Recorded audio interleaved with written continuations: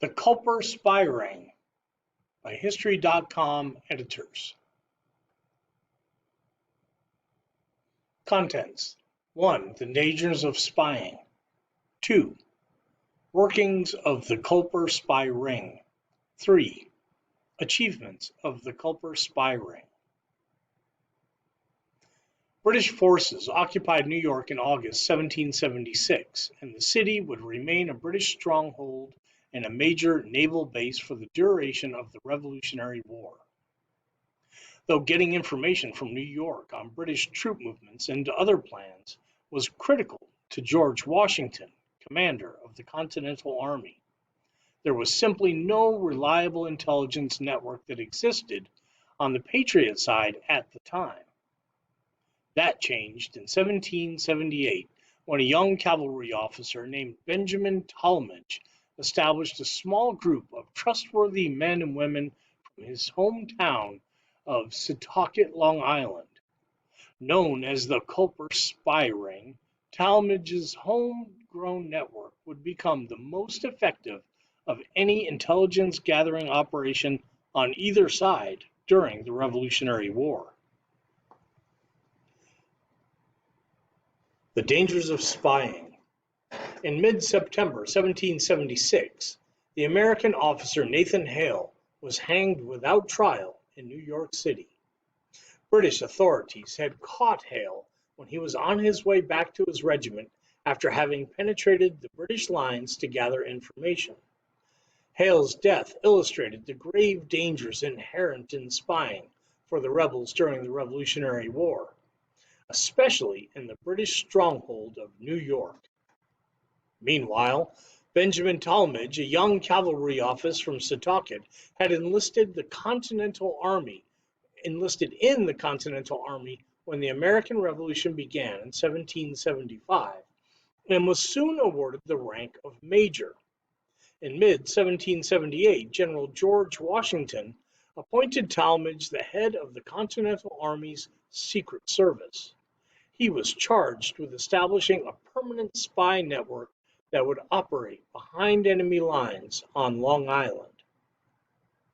Did you know, in addition to serving as head of Washington's Secret Service, Major Benjamin Tallmadge participated in many major battles fought by the Continental Army in the northern states? Fellow spy Caleb Brewster served under Tallmadge in the capture of Fort St. George at Mastic, New York, in November 1780. Tallmadge recruited only those whom he could absolutely trust, beginning with his childhood friend, the farmer Abraham Woodhull, and Caleb Brewster, whose main task during the Revolution was commanding a fleet of whaleboats against British and Tory shipping on Long Island Sound.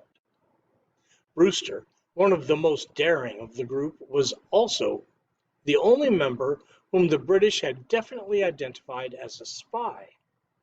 Tallmadge went by the code name John Bolton, while Woodhull went by the name of Samuel Culper. Workings of the Culper Spy Ring. Woodhull, who began running the group's day-to-day operations on Long Island, also personally traveled back and forth to New York collecting information and observing naval maneuvers there. He would evaluate reports and determine what information would be taken to Washington. Dispatches would then be given to Brewster, who would carry them across the Sound to Fairfield, Connecticut, and Tallmadge would then pass them on to Washington. Woodhull lived in constant anxiety of being discovered, and by the summer of 1779, he had recruited another man, the well-connected New York merchant Robert Townsend, to serve as the ring's primary source in the city. Townsend wrote his reports as Samuel Culper, Jr., and Woodhull went by Samuel Culper, Sr. Austin Rowe, a tavern keeper in Setauket who acted as a courier for the Culper Ring, traveled to Manhattan with the excuse of buying supplies for his business. A local Setauket woman and Woodhull's neighbor, Anna Smith Strong, was also said to have aided the spy ring's activities. Her husband, the local patriot judge Selah Strong had been confined on the British prison ship HMS Jersey in 1778, and Anna Strong lived alone for much of the war. She reportedly used the laundry on her clothesline to leave signals regarding Brewster's location for meetings with Woodhull. Achievements of the Culper spy ring. Despite some strained relations with the group and constant pressure from Washington to send more information, the Culper spy ring achieved more than any other American or British intelligence network during the war. The information collected and passed on by the ring from 1778 to war's end in 1783 concerned key British movements, fortifications, and plans in New York and the surrounding region.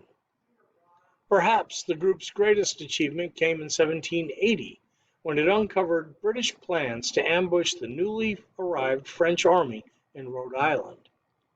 Without the spy ring's warnings to Washington, the Franco-American alliance may well have been damaged or destroyed by this surprise attack. The Culper spy ring has also been credited with uncovering information involving the treasonous correspondence between Benedict Arnold and John Andre, chief intelligence officer under General Henry Clinton, commander of the British forces in New York, who were conspiring to give the British control over the army fort at West Point. Major Andre was captured and hung as a spy in October 1780 on Washington's orders.